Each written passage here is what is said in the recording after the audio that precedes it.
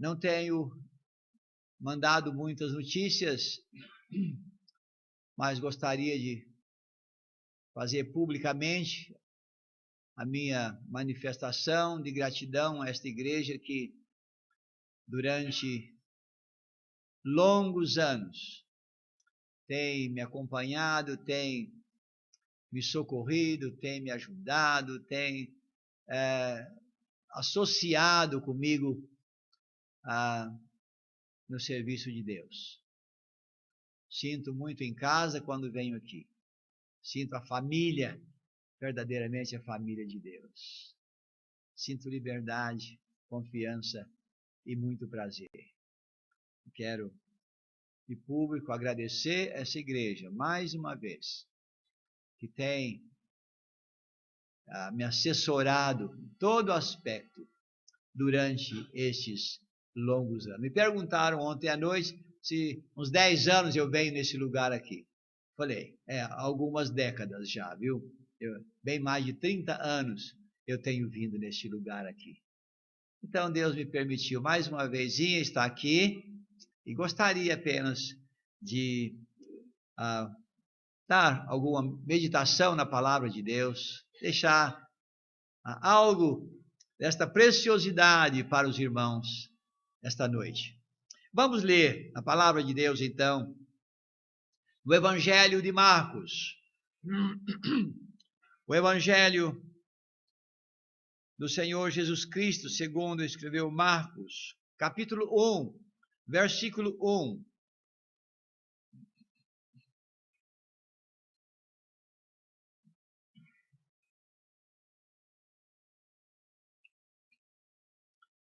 Marcos capítulo 1, versículo 1. Princípio do Evangelho de Jesus Cristo, Filho de Deus, conforme está escrito na profecia de Isaías. Eis aí envio diante da tua face o meu mensageiro, o qual preparará o teu caminho. Voz do que clama no deserto, preparai o caminho do Senhor, endireitai as suas veredas.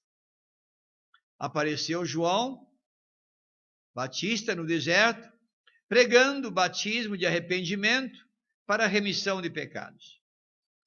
Saíam a ter com ele toda a província da Judéia e todos os habitantes de Jerusalém, e confessando os seus pecados, eram batizados por ele no rio Jordão. As vestes de João eram feitas de pelos de camelo. Ele trazia um cinto de couro e se alimentava de gafanhotos e mel silvestre. E pregava dizendo: após mim vem aquele que é mais poderoso do que eu, do qual não sou digno de, curvando-me, desatar-lhe as correias das sandálias. Eu vos tenho batizado com água. Ele, porém, vos batizará com o Espírito Santo. Mais um versículo na carta aos Romanos, capítulo 12, e versículo 2.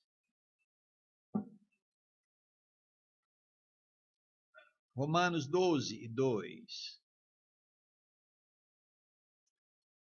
E não vos conformeis com este século, mas transformai-vos pela renovação da vossa mente, para que experimenteis qual seja a boa, agradável e perfeita vontade de Deus. E o Senhor há de acrescentar aos nossos corações a sua preciosa bênção.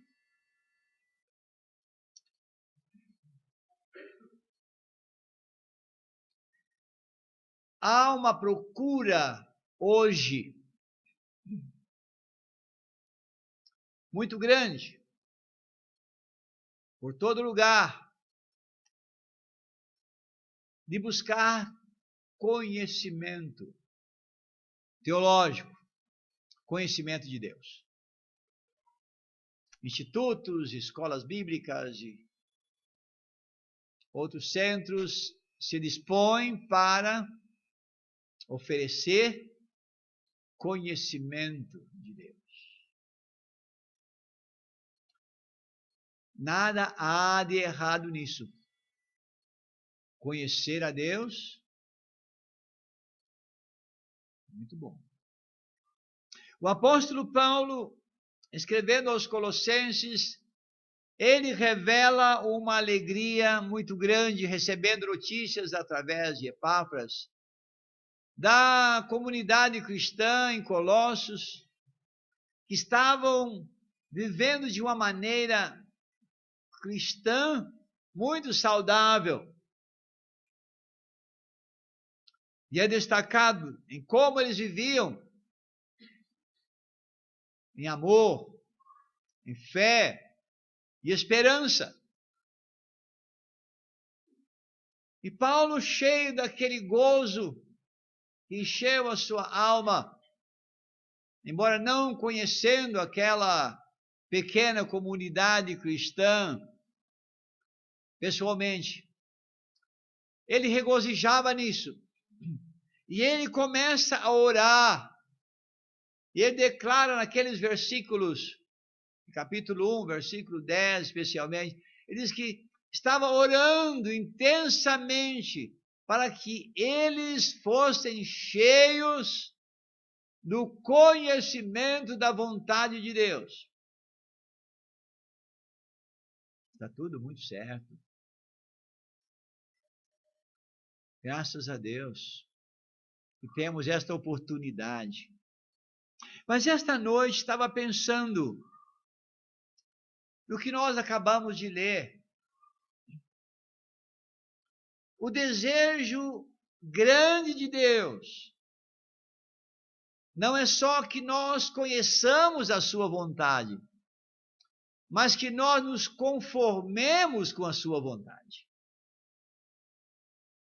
É bastante diferente conhecer e conformar.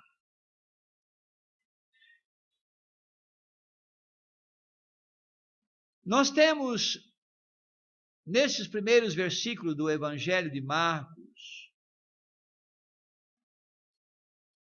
a introdução de Marcos, dizendo o princípio do Evangelho de Jesus Cristo, Filho de Deus.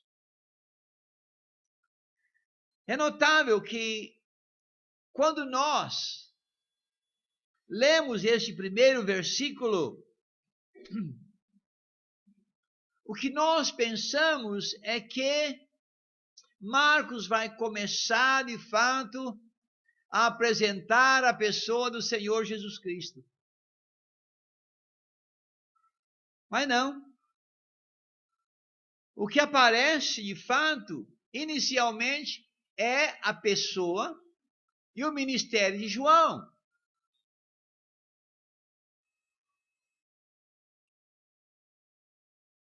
Aprendemos que João era o mensageiro de Deus, enviado com o propósito de preparar o caminho do Senhor, como nós lemos. Era algo já planejado por Deus,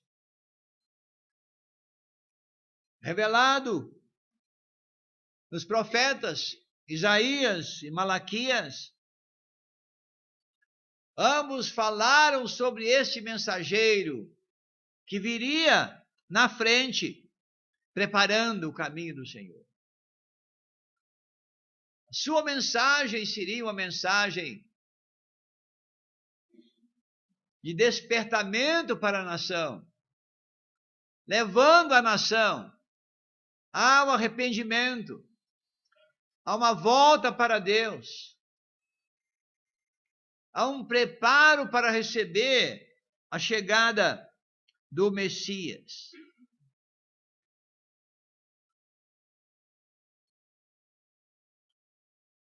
Pela sua maneira de ser, pela sua conduta, pelo seu comportamento, pelas suas palavras, a maneira como ele expunha a sua mensagem,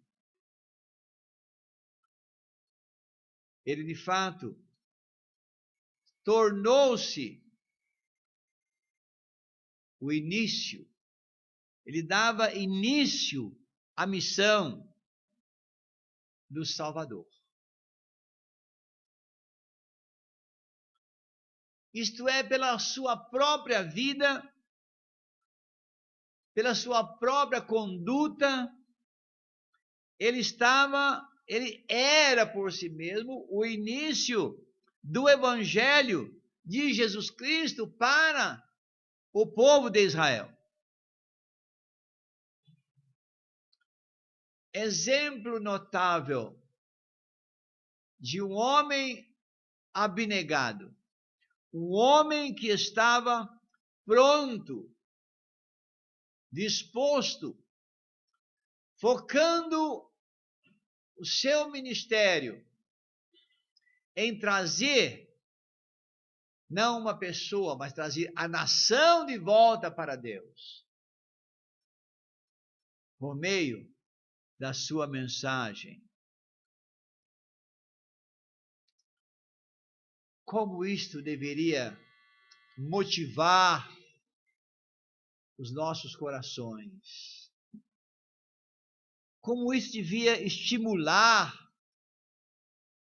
o nosso testemunho e o nosso serviço?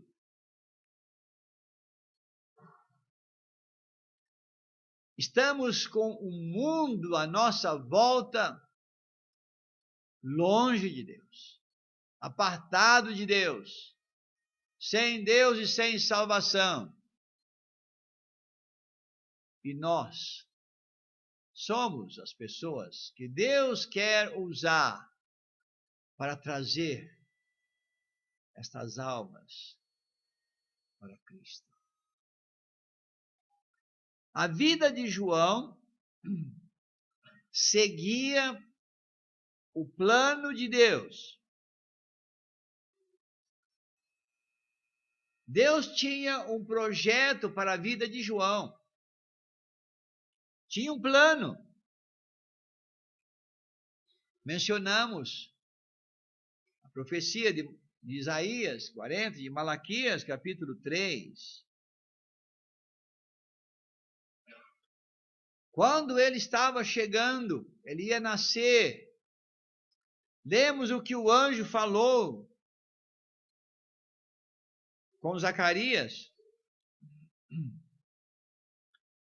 no capítulo 1 do Evangelho de Lucas, versículo 13. Disse-lhe, porém, o anjo: Zacarias, não temas, porque a tua oração foi ouvida. Isabel, tua mulher, te dará à luz um filho, a quem darás o nome de João.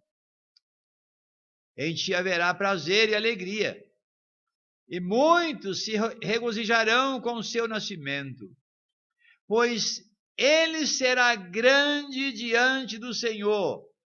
Não beberá vinho, nem bebida forte, mas será cheio do Espírito Santo, já do ventre materno. Agora vejam, verso 16. E converterá muitos dos filhos de Israel ao Senhor seu Deus, e irá diante dele no espírito de poder de Elias, para converter os corações dos pais aos filhos e converter os desobedientes à prudência dos justos e habilitar para o Senhor um povo preparado. Isso deve ter causado uma alegria no coração de Zacarias mesmo. Porque este filho que ia nascer era especial. Ele tinha sido já separado por Deus para um serviço a Deus exclusivo. E João, pela sua mensagem, ele ia fazer uma reviravolta dentro da nação. E estas coisas que deveriam acontecer, conversão de muitos dos filhos de Israel ao Senhor nosso Deus. Sua vida seguia o plano de Deus.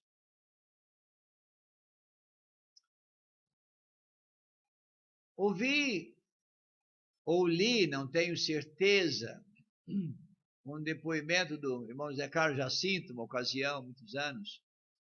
Ele disse que ouviu uma pesquisa que foi feita nos Estados Unidos que, lá abaixo, que 90% dos crentes nos Estados Unidos nunca levaram uma alma a Cristo. 90%.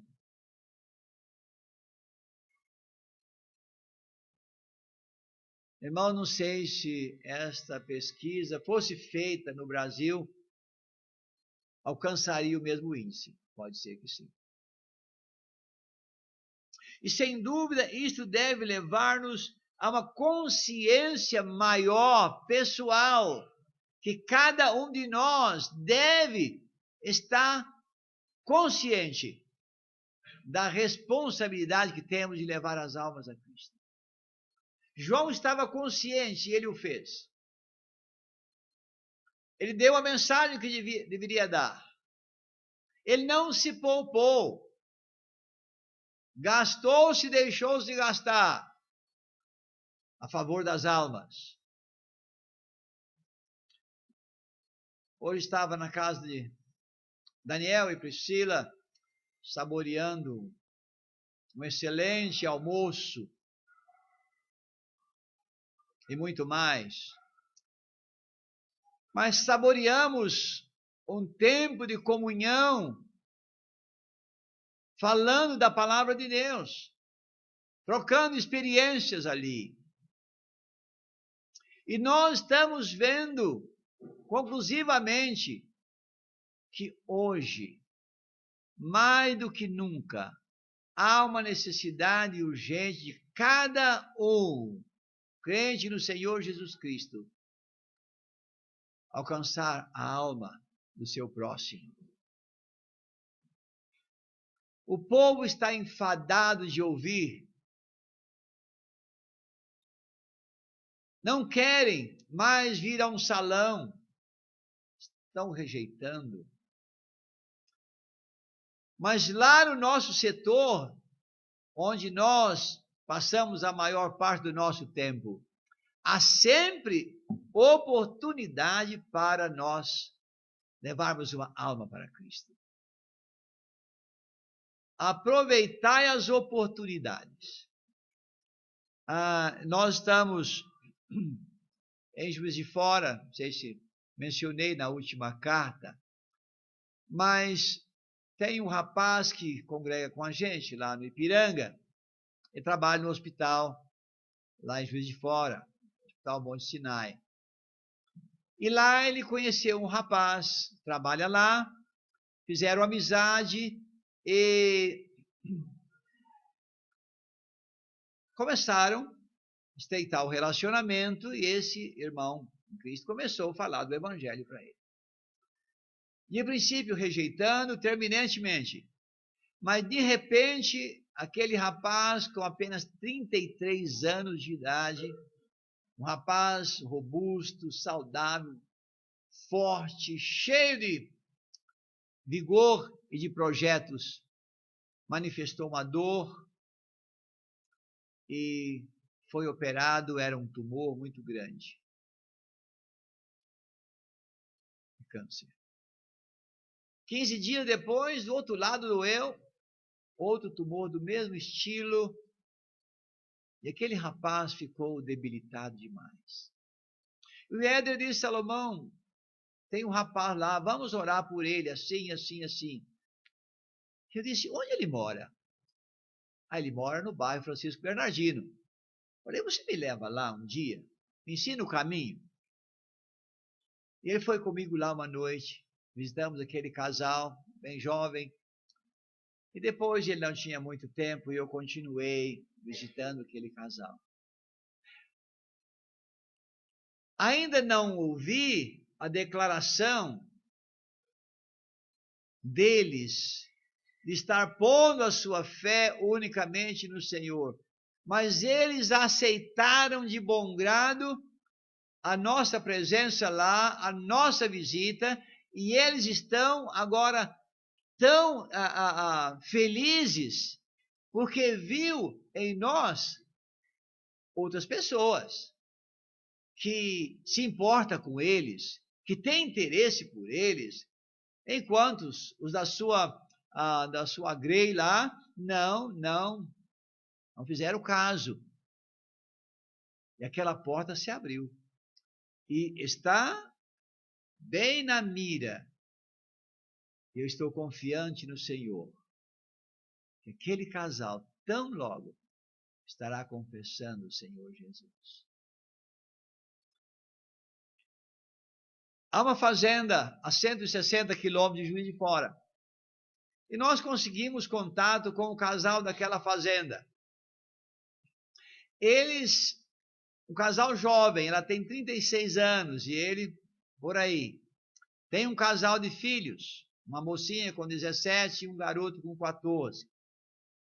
Franciele e Vinícius. Começamos a ir lá. E sem muita demora, aquela senhora e a filha, as duas jovens, confessaram a Cristo. Com alegria. Muito difícil ir lá, é muito longe, fora de mão, é roça. Mas, na medida do possível, vamos lá. E há 1 mês e meio atrás, esta jovem senhora de 33 anos teve um AVC. Violento. Paralisou e foi para Muriaé. Lá operaram, não trouxe benefício. Foi para Belo Horizonte, está fazendo um tratamento especial agora. E ela está já de volta, quase totalmente recuperada. Mas é interessante que o marido sempre mostrou-se um pouco desinteressado, meio frio, quase apático. Mas ela ficou firme. E com este acontecimento, disse agora, pode ser que, vamos ver o resultado agora.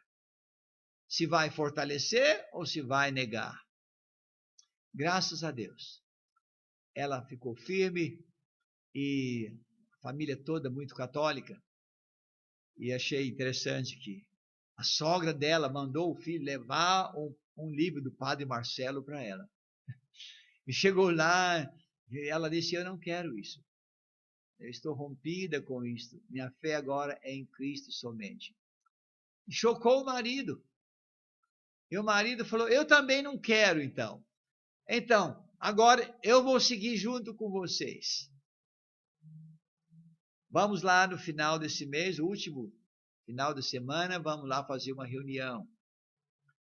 E ela disse que vai convidar toda a vizinhança, todos os conhecidos, para estar lá ouvindo o Evangelho. Irmãos, isto é tão precioso.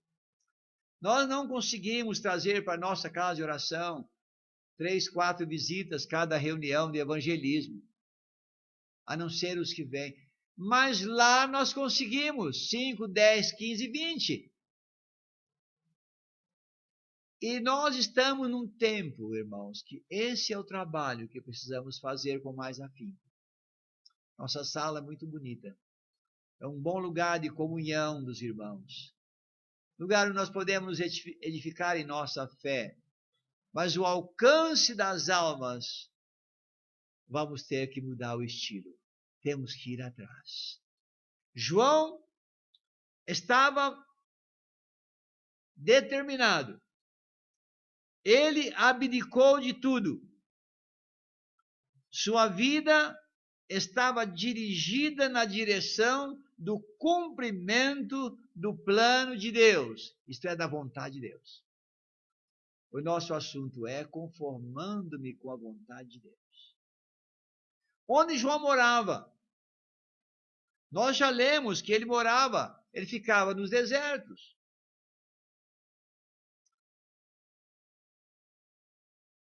O que é que ele vestia? O que é que ele comia? Tudo isto era governado pelo desejo de João de fazer a vontade de Deus para a sua vida. O plano de Deus para a nossa vida, gente, nem sempre é agradável. Não é o mais cômodo. E às vezes não é o mais próspero.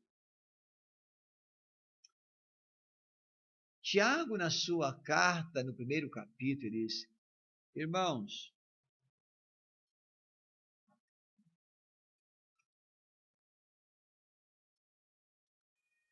deixa eu ler esse versículo. Tiago, capítulo 1,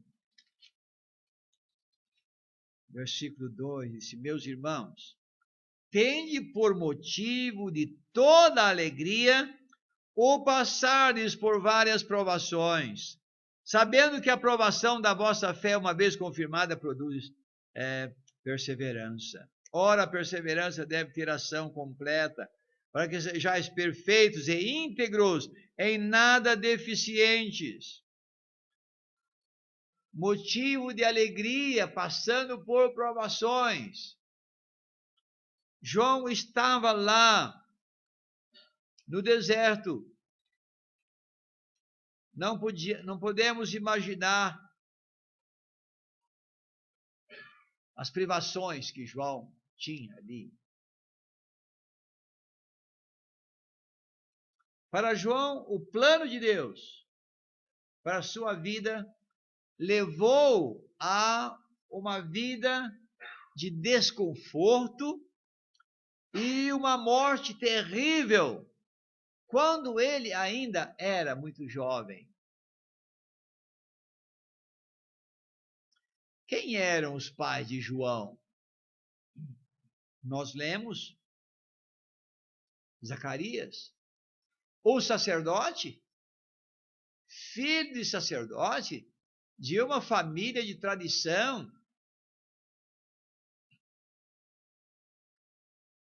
Como membro desta família, ele deveria estar no templo, servindo no templo, sendo respeitado, trajando roupas de glória e de resplendor, alimentando-se bem dos pães, das carnes, das ofertas. Devia ter uma vida bastante satisfatória dentro da cidade. Mas, pelo contrário, em vez disso, ele viveu no deserto, vestindo-se de pelos de camelo, com um cinto de couro, alimentando de mel silvestre e gafanhoto. Ele tinha que deixar para trás a sua vida segura, organizada e respeitada para viver uma vida de deserto. Porque só assim é que ele poderia influenciar almas para Cristo. Não foi a escolha dele, foi a escolha de Deus. E João estava determinado a se encaixar na vontade de Deus.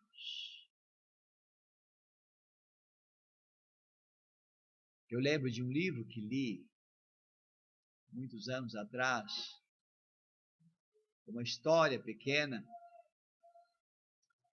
O título daquele livro era, talvez eu tenha contado até aqui, Floresça onde está plantado. Floresça onde está plantado. Era um homem ambicioso, tinha desejo de riquezas e ele tinha uma pequena propriedade. E falou para a esposa: olha, vou vender essa propriedade, vou alugar uma casinha para você e eu vou sair com esse dinheiro pelo mundo e vou ver se compro um pouco de joias, de ouro, de alguma coisa, para ver se a gente enriquece, porque com esse pequeno terra não dá. E assim ele fez. E ele foi embora para as suas viagens. E o comprador, um homem simples, hospitaleiro, e uma noite passou um sacerdote por lá e pediu pousada.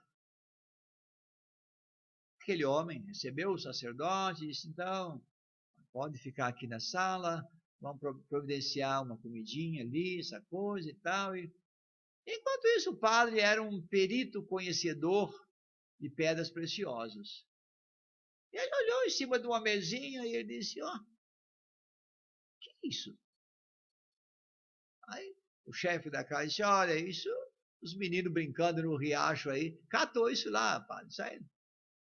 Isso aqui é riqueza, isso aqui é pedra preciosa de monte. Fecha esse negócio aqui, registra isso, e você está rico. O homem vendeu aquilo para ir comprar pedra lá na China. Veja só, floresça onde está plantado. O homem não precisava ir muito longe para ficar rico. Assim, irmãos, deve ser a nossa vida, de conformidade com o propósito de Deus. Devemos influenciar almas para Cristo onde nós estamos. Não preciso ir para a África, nem para a China. Eu posso fazer isto com as pessoas ao meu lado. Devo fazer. Devemos fazer. Só assim nós vamos influenciar e conduzir almas para o Senhor. A vida de João era uma vida humilde e de humildade. A fama de João correu. João tornou-se muito conhecido, bem popular. Era um homem que se tornou importante, ao ponto de as autoridades mandar se informar quem era de fato João.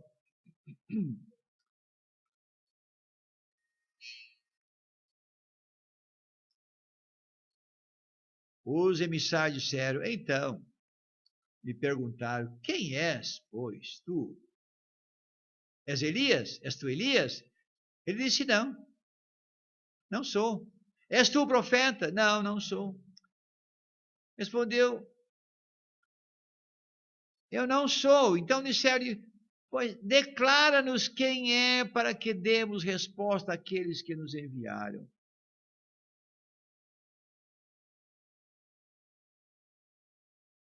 E ele diz, eu sou voz que clama no deserto. Só isso. Uma voz que clama no deserto. A sua mensagem foi uma mensagem que influenciou muitas pessoas, a nação. João recusou receber honras e glórias.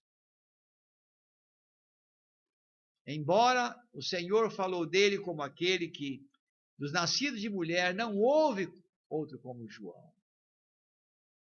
Mas eu sou voz. Voz que clama no deserto. Haverá coisa tão fútil como uma voz, onde não há gente, no deserto? Porém, era o deserto que Deus escolheu para o seu servo exercitar o seu ministério.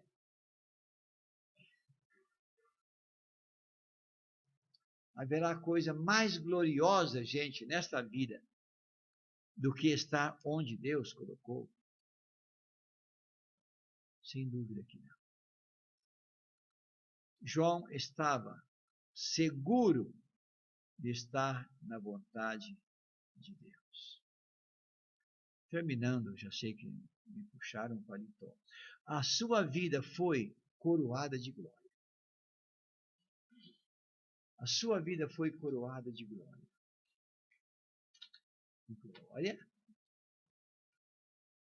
Você sabe o que aconteceu com João? Ele foi preso, estava lá no fundo da cela, e finalmente ele foi cortado o seu pescoço, a sua cabeça, vida cheia de glória, com pouco mais de 30 anos, um jovem. Sim. Ele podia repetir as palavras de Paulo. Combati o bom combate. Terminei a carreira, guardei a fé. Ele completou a sua obra que Deus lhe confiara. E o que ele tinha de fazer, ele fez. Ele apresentou o Senhor Jesus à nação. Aquele que vem depois de mim tem primazia, ele é primeiro do que eu. Ele está no meio de vocês não conhecem. Eu batizo com água, mas ele vos batizará com o Espírito Santo. Eu não sou digno de encurvar, desatar-lhe as correias das sandálias. É este. E finalmente, aqui está o Cordeiro de Deus, que tira o pecado do mundo. Este completou a sua missão. Qual foi o prazer que João teve? Quantas vezes ele visitou um shopping? Quantas vezes ele comprou uma roupa de marca? Quantas vezes ele teve momentos de lazer? Não. Sua vida foi totalmente privada. Mas ele regozijou no fato que ele cumpriu a mais gloriosa tarefa de apresentar o Senhor Jesus à nação de Israel. E levar muitos, ou trazer muitos de volta para Deus. Meus irmãos, conformar com a vontade de Deus é essencial. Conhecer a vontade de Deus é muito importante, mas mais importante é conformar com ela.